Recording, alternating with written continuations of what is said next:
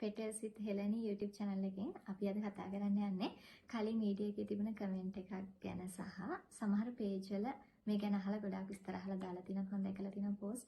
ඒ වගේම මගෙනුත් අහපු අය ගොඩක් ඉන්න නිසා අන්න ඒ වගේ වැදගත් කාරණාවක් ගැන තමයි කතා කරන්න යන්නේ. චුටි කරුණු ගොඩාක් ඔයගොල්ලෝ දන්නේ නැති දේවල් මේ වීඩියෝ එකේ තියෙන්න පුළුවන්. ඒ නිසා වීඩියෝ එක ඉවර වෙනකම්ම බලන්න. ඉතින් අද කතා කරන්න යන්නේ ඔයාගේ පුංචි සුරතලත් හිටපු ගමන් කෑම ගැනීම අඩු කිරීම හෝ සම්පූර්ණයෙන්ම නතර කරනවද? ඉතින් මේකට හේතු මොනවද?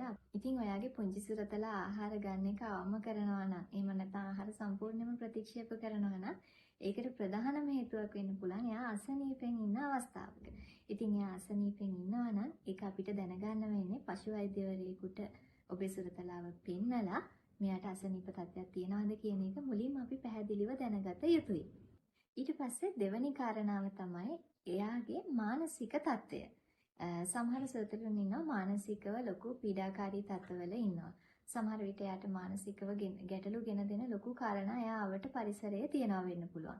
ඉතින් මෙන්න මේ වගේ තත්ත්වවලදී එයා ගොඩාක් ආහාර ගැනීම ප්‍රතික්ෂේප කිරීම හරි අවම කිරීම හරි කරන්න පුළුවන්. අපි බලමු උදාහරණ කිහිපයක් කොයි වගේ අවස්ථාවලදීද මේ වගේ මානසික පීඩනයක් එයාට දැනෙන්න පුළුවන් කියලා. ඉතින් ඔයා පුංචි සුරතලා ගෙදර අවුරුදු ගාණක් ඉන්න පුංචි සුරතලා ඉන්න අවස්ථාවක තව අලුතෙන් සුරතලෙක් ගෙනාවොත් සමහර විට එයාට එකපාරම අර පුංචි අලුතෙන් ගෙනාපු සුරතලාව නුහුරු නිසා සහ එයාට යොමු වෙච්ච අවධානයේ වෙනසක් වුණොත් සමහර විට මේ විදිහට ආහාර ගැනීම ප්‍රතික්ෂේප කරන්න පුළුවන්. තවත් කාරණා ගොඩාක් තියෙනවා. සමහර විට ගෙදර එයාගේ ළඟින්ම ඉන්න ආදරණීයම කෙනා එයාගෙන් ඈත් වුණොත් සමහර විට රට යන්න පුළුවන් එයා ආදරෙන් හදපු කෙනා සමහර විට එයා නැති වෙලා වෙන්න පුළුවන්. ඉතින් ඒ වගේ අවස්ථාවල් වලදී මේ වගේ ආහාර ගැනීම ගොඩාක් අඩු කරන්න පුළුවන්. ඒ වගේම තමයි ගොඩාක් මේගොල්ලෝ බය වුණාම දැන් මේ උත්සව සමය ගත්තොත් රතිඤ්ඤා වගේ දේවල් වලට බය වුණාම සහ සමහර පැටවු ඉන්නවා ඒගොල්ලෝ ගොඩාක් ලොකු පිරිසක් එකතු වෙන අවස්ථාවල් වලට හරිම බයයි. සමාජයට ගොඩාක් නිරාවරණය වෙලා නැති බලු පැටවු පූස් පැටවු ඉන්නවා. එතකොට ඒගොල්ලෝ ලොකු පිරිසක් ඒගොල්ලෝ අඳුරන්නේ නැති ගෙදර පවුලේ අය හැර වෙන පිරිසක් ගෙදරට ආවහම බයයි. ඉතින් එහෙම අවස්ථාවල් වලදීත් මේ විදිහට ආහාර ගැනීම ප්‍රතික්ෂේප කරන්න පුළුවන්. ඒ වගේම තමයි සමහරක් වෙලාවල් වලට අපි ගෙදර මාරු කරලා යන්න පුළුවන්. එතකොට අපි ඉන්න ප්‍රදේශයෙන් වෙන ප්‍රදේශයකට පදිංචියට යන්න පුළුවන්. හෝ දින කිහිපයක් ඉන්න යන්න පුළුවන්. ඉතින් මේ වගේ වෙලාවක ඔයා සුරතලාව එක්කගෙන ගියොත් එයාට ඒ පරිසරයට හුරු නැති නිසා සහ ඒ පරිසරය හුරු වෙනකන් සමහර වෙලාවට එයා කෑම ගැනීම අඩු කිරීම හෝ ප්‍රතික්ෂේප කිරීම කරන්න පුළුවන්. ඊට පස්සේ තවත් ප්‍රධානම හේතුවක් තමයි මේ ආහාර ගැනීමට බලපාන්න පුළුවන්. සමහර සුරතලුන් ඉන්නවා එයාගේ දත් සම්බන්ධ රෝගාබාධ තියෙනකොට. එහෙමත් නැත්නම් එයාගේ කට ඇතුලේ, මුඛය ඇතුලේ සමහර තුවාල වර්ග වගේ තියෙන අවස්ථාවල් වලදී එයාට කෑම ගැනීමට අපහසුයක් තියෙනවා. එතකොට එයා සමහර වෙලාවට කෑම ගැනීම ගොඩාක් අඩු කරනවා. ඒ වගේම තමයි ඔයාගේ සුරතලා තවත් ආහාර ගැනීම අඩු කරන්න පුළුවන්. එයාට සුව පහසුවක් නැතිව තියෙන අවස්ථාවල. ඒ කියන්නේ එයා මොනවාම හරි අපහසුතාවයකින් ඉන්නවා නම් උදාහරණයක් විදියට සමහර අය ඉන්නවා මැක්කෝ කිනිතුල ගොඩාක් එයාගේ ඇඟේ ඉන්නවා. එතකොට මැක්කෝ කිනිතුල යව කනකොට එයාට කසනවා, දැවිල්ලයි, එයාට දැනෙන්නේ ලොකු අපහසුවක්. ඉතින් සහ ලොකු වේදනාවක්. ඉතින් මේ වගේ අවස්ථාවකත් එයා සමහර විට අඳුරු තැන්වල ගිහිල්ලා හැංගෙනවා, බිම පෙරලෙනවා, කසනවා. එතකොට එයාත් කෑම ගැනීම ගොඩාක් අඩු කරන්න පුළුවන්. ඒ වගේම තමයි ගොඩාක් දරුණුවටම රෑෂ් එකක් තියෙන කෙනෙක් හෝ රෑෂ් එකක් හැදීගෙන ඇඟේ රෑෂ් එකක් හිමින් වර්ධනය වෙන කෙනෙක් වෙන්න උනත් පුළුවන්. මේ විදිහට එයාට දැනෙන්නේ ලොකු අපහසුයක්, ඇඟ කසනවා, ඇඟ දැවිල්ලා. ඉතින් එයාත් ගොඩක් වෙලාවට මේ විදිහට ආහාර ගැනීම අඩු කරන්න පුළුවන්. ඒ වගේම තමයි එයා ඉන්න කූඩුව ආවට සමහර වෙලාවට මැස්සෝ වගේ ඉන්නවා නම් ගොඩක් මදුරෝ ඉන්නවා නම් ගොඩක් එයාට ඒගොල්ලන්ගෙන් හිරිහැරයි නම් එයාට ඒගොල්ලන්ගෙන් වේදනාවක් දැනෙනවා නම් අපහසුයක් දැනෙනවා නම් ඔයාගේ සුරතලා සමහර විට කෑම ගැනීම අඩු කරන්න පුළුවන්. ඒ වගේම සමහර සුරතලුන් ඉන්නවා මේ එයාගේ කකුල් වල පුංචි නියපොතු ඇතුලේ සමහර තුවාල තියෙනවා, කන් වල ඇතුලේ තියෙනවා. ඉතින් මේ වගේ අපි දකින්නේ නැති පුංචි තැන්වල තියෙන චූටි තුවාල වල තියෙන වේදනාව නිසා ආහාර ගැනීම අඩු කරන්න පුළුවන්. ඉතින් මේ ආහාර ගැනීම තවත් අඩු කරන මේගොල්ලන්ගේ කාලයක් තමයි ඒගොල්ලන් හීට් එකට එන කාලය කිව්වම තමයි ගොඩක් අය දන්නේ. එහෙම නැත්නම් රැළේ යන කාලය කිව්වහම. ගැහැණු සතෙකුගේ සරු කාලයක් තියෙනවා. එතකොට මෙන්න මේ කාලයේදී එයාගේ ඇඟේ සිද්ධ වෙන හෝමෝන වල වෙනස් වීම නිසා එයා ගොඩක් වෙලාවට ආහාර ගැනීම අඩු කිරීම හෝ ප්‍රතික්ෂේප කිරීම කරනවා. ඉතින් මේ කාලේදී ගොඩාක් කලබලකාරී මේගොල්ලෝ. ඉතින් ඒ වගේම තමයි ඔයාට ඉන්නේ පිරිමි සුරතල් පැටියෙක් නම් ඔයාගේ නිවස අවට ඉන්නවා නම් මේ විදිහටම සරු කාලයට ආපු ගැහැණු පැටවේ ඔයාගේ පිරිමි සුරතල් පැටියා ඒ ගැහැණු පැටවාට දක්වන ආකර්ෂණය නිසා ඔයාගේ පිරිමි සුරතල් පැටියාගේත් හෝමෝන වල සිද්ධ වෙන වෙනස් වීම නිසා එයාත් ආහාර ගැනීම ප්‍රතික්ෂේප කරන්න පුළුවන්. අපි ගොඩක් වෙලාවට දකින සමහරලාට ගෙවල් වල ඉන්න පිරිමි සුරතල් සතුන් මේ හීට් එකට එන කාලයට ගිහිල්ලා රැළේ ගිහිල්ලා දවස් 3-4කට පස්සේ තමයි ගෙදර එන්නේ. සමහරට තුවාල සහ කෑම ගැනීම පවා දවස් 3-4ක් කරන්නේ නැතුව ගොඩාක් වෙලාවට අසනීප තත්වයකින් ගෙදර එන අය අපි දැකලා තියෙනවා. ඒත් මෙන්න මේ කාරණාව නිසා. ඉති කාරණාවක් ගැන කියනවා මේක ගොඩක් අයට මතක් වෙන්නම නැති කාරණාවක්. මේ හේතුත් ඒකට හේතුවක් වෙන්න පුළුවන්. ගොඩක් වෙලාවට මේගොල්ලන්ගේ ආහාර රටාව වෙනස් වෙනවා. ඒ කියන්නේ අපි දැන් හැමදාම මෙයාට කෑම දීලා හුරු 8ට නම් එයාට අපි 5ට විතර කෑම දුන්නොත් උදේ පාන්දරින්ම 5ට විතර කෑම දුන්නොත් එයා සමහරලාට ආහාර ගන්නෙ නැහැ.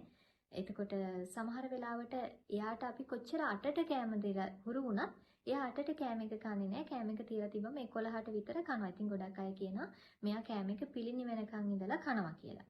එහෙම නෙමෙයි. එයා ආහාර ගන්න හුරු වෙලා තියෙන වෙලාව ඒක. එතකොට අපි ඒ වගේ කෙනෙක්ව නැවත ආහාර ගන්න යම්කිසි වෙලාවකට හුරු කර ගන්නවා නම් ඒක ක්‍රමවත්ව කරන්න ඕනේ. එකපාරම අපි මේ ආහාර දෙන වෙලාවල් වෙනස් කරවුවොත්, ඒ වගේ දේවල් කරවුවොත් එයාගේ ආහාර රටාව වෙනස් වීම නිසා එයා කෑම ගැනීම අඩු කරන්න පුළුවන්. ඒ වගේම තමයි මේගොල්ලෝ ආහාර ගන්න ස්ථානය. මොකද මේගොල්ලෝ ආහාර ගන්න හුරු වෙන්නේ ඒගොල්ලන් නිතරම කෑම අරගන්න පුළුවන් ආරක්ෂිතම තැනකට. ඉතින් ගොඩක් වෙලාවට මේගොල්ලන්ට කෑම දෙන ස්ථානය වෙනස් වුණාමත් මෙයා ආහාර ගන්නව අඩු කරන්න පුළුවන්. ඒ වගේම තමයි හැමදාම මෙයාට ආහාර දෙන එක්කෙනෙක් ඉන්නවනම් එයාට විතරයි නම් මෙයා හුරු වෙලා ඉන්නේ. එයාට දෙන කෑම කන්න විතරයි නම් හුරු වෙලා ඉන්නේ. ඉතින් එහෙම එයාට ආදරෙන් ලං වුණ පුද්ගලයා නැති වුණාමත් මේගොල්ලෝ ආහාර ගැනීම ප්‍රතික්ෂේප කරනවා. තවත් දෙයක් තමයි මේගොල්ලන්ගේ ආහාර රටාවේ වෙනස් වීමක් තමයි අපි මේගොල්ලන්ගේ ආහාරය සකස් කරන විදිහ. සමහරක් වෙලාවට ඒගොල්ලෝ ගොඩාක්ම ආස දේවල් එයාලගේ කෑම එකේ නිතරම එකතු කරපු දේවල් කෑම එකේ නැත්තම් එයා කෑම කන එක ප්‍රතික්ෂේප කරන්න පුළුවන්. ඒ වගේම තමයි අලුතින් මොනවා හරි අපි කෑම එකට එකතු කරවුවොත් ඒක එයාට හුරු නැති නිසා ඒ කෑම එක ප්‍රතික්ෂේප කරන්න පුළුවන්. ඒ වගේම තමයි ඒ කෑම එක වෙනදා තරම් හොඳට ඇනිලා නැත්තම් අපි අතින් අනන කෑම එකක් නම් හොඳට අනලා මදි නම් සමහර වෙලාවට බත්වල කැටගතිය වැඩි නම් හරියට එකතු කරන කෑම එක හොඳට මික්ස් වෙලා මදි වගේ නම් එහෙම වෙලාවල් වලදීත් මේගොල්ලෝ කෑම කන එක ප්‍රතික්ෂේප කරන්න පුළුවන්. ඒ වගේම ආහාර රටාවේ තියෙන ගැටලුවක් නිසා කෑම ප්‍රතික්ෂේප කරන්න පුළුවන් තවත් දෙයක් තමයි එකම කෑම එක මෙයාට කීප දවසක් දෙනවා. ගොඩක් අය ඉන්නවා එකම කෑම එක එයා දවස් 3-4ක් කනකොට ඊට පස්සේ කන්නේ නැහැ ආයෙත් වෙනත් මොනවා හරි මාරු කරන්න ඕනේ. සමහර අය ඉන්නවා උදේ කන එක හවසට කන්න කැමති නැහැ. ඉතින් මේක එයාගේ රස සම්බන්ධව තියෙන ගැටලුවක් සහ එයාගේ පුරුදු වල එන ගැටලුවක්. ඉතින් ඒක නිසා අනිවාර්යයෙන්ම අපිත් එයාට ගොඩාක් එයාගේ පැත්තෙන් හිතනවා නම් මේ වගේ දේවල් වලදී එයාට රස වෙනස් කරගෙන යන්න ඕනේ. විවිධ කෑම වර්ග පාවිච්චි කරන්න ඕනේ. චිකන්, මාළු මාරු කර කර අපිට දෙන්න පුළුවන්. වට්ටක්ක එකතු කරන්න පුළුවන්. මේ වගේ කෑම එක ගොඩාක් වෙනස් කර කර රස වෙනස් කර කර හදන්න ඕනේ. ඊළඟ කාරණාව තමයි පණු බෙහෙත්. එතකොට ඔයාගේ සුරතලාටත් નિયમિત කාලපරාසවලදී નિયમિત බරට નિયમિત වයසට ගැලපෙන පරිදි පණු බෙහෙත් ලබා දෙන්න බැරි වුණොත් එයා මේ විදිහට ආහාර ගැනීම අඩු කිරීම හෝ සම්පූර්ණයෙන්ම ආහාර ගැනීම නතර කරන්න පුළුවන්. ඉතින් සමහර විට මේක වෛද්‍ය ප්‍රතිකාර දක්වාම යා යුතු අසනීප තත්ත්වයක් බවටත් පත් වෙනවා.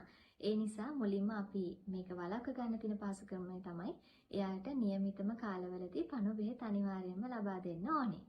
ඉතින් ඔන්න ඔය වගේ පුංචි කාරණා ගොඩාක් නිසා ඔයාගේ පුංචි සුරතලත් කැම ගන්න එක සම්පූර්ණයෙන්ම හෝ කැම ගන්න එක අඩු කරලා ඉන්නවා වෙන්න පුළුවන්. ඉතින් මේ වීඩියෝ එකේ මුල ඉඳලා අගට යනකම්ම බලපු කෙනෙක් නම් පුංචි කාරණා ගොඩාක් ඔයා දැනගන්න ඇති. ඒ වගේම තමයි මේ වගේම ඔයාටත් ඇති ගොඩාක් අත්දැකීම් ඔයාගේ සුරතලත් එක්ක බැඳුන මේ වගේ ආහාර ගන්න එක අඩු කරපු පුංචි පැටව ගැන. ඉතින් ඒ නිසා ඒ වගේ අත්දැකීම් මේ වීඩියෝ එක යටින් කමෙන්ට් කරන්න තවත් කෙනෙකුට ඒ අත්දැකීම ලොකු උදව්වක් වෙයි.